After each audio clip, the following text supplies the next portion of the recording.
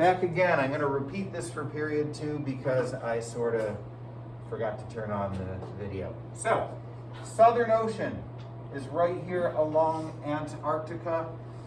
A lot of maps won't show it as an ocean. When I learned my oceans and continents, I did not learn it as an ocean. It's a pretty new designation, and it's basically because from about 60 degrees south latitude southward, you have a lot of common climate and common features, so they view this as a separate body of water from the Pacific, the Atlantic, and the Indian Oceans.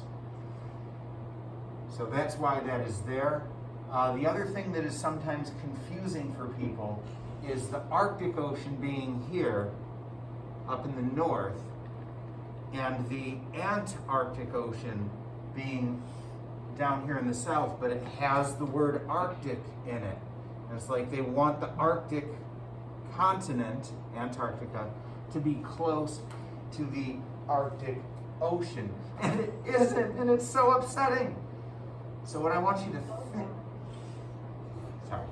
so this first part, ant, think of it as anti, opposite of. If you want to call it Antarctica, that might help you if you get this confused. It's opposite, the opposite end of the world from the Arctic. Now, why would they have done that? Because the earliest explorers were Europeans and Asians.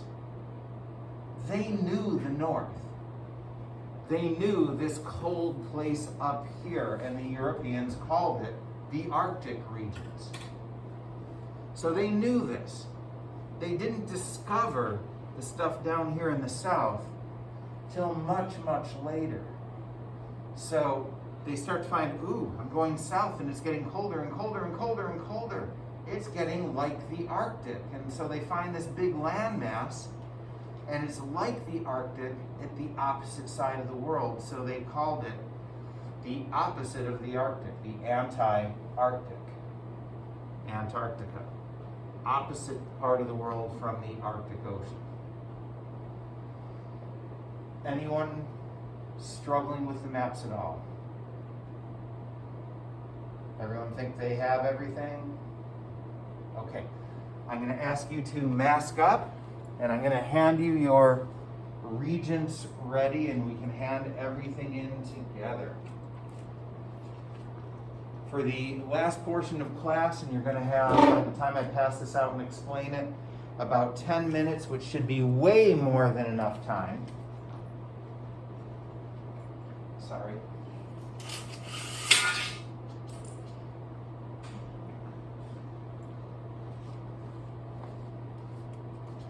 Regents Ready. Oh, yeah, why the questions? Regents Ready. I'm about to give you a sheet of paper, or if you are online, this will magically appear online. If you have a printer, you might be better off to print it and then take a picture of it, because I don't know a thing about those online drawing programs. So you're going to have a piece of paper that looks like this, or it looks like this, or it looks like this, or it looks like this. It's up to you. So I'm going to pass these out. What I'm going to ask you to do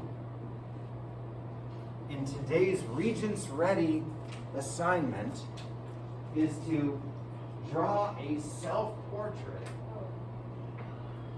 I'm not an art critic. Using this crescent in the drawing. So you might use it this way, you might use it this way. Those are the two obvious choices. You might use it this way, you might use it this way. Those are the obvious choices. You might choose to use it this way or this way. So after you've done drawing your self-portrait, does not have to be detailed, what I want you to do in 2 to 4 complete sentences is explain why you drew it the way you drew it. Basically, why you did the crescent the way you did the crescent. Does that make any sense at all? Have I baffled anybody? You have the remainder of the period to do this. When you get done, you may turn it in the period 2 shelf. If you don't get done, you can finish it up at home and bring it in tomorrow. I would not suggest doing this one in Google Classroom because I still don't know how I'm going to make this work for you guys, but I will try to get it in there at some point.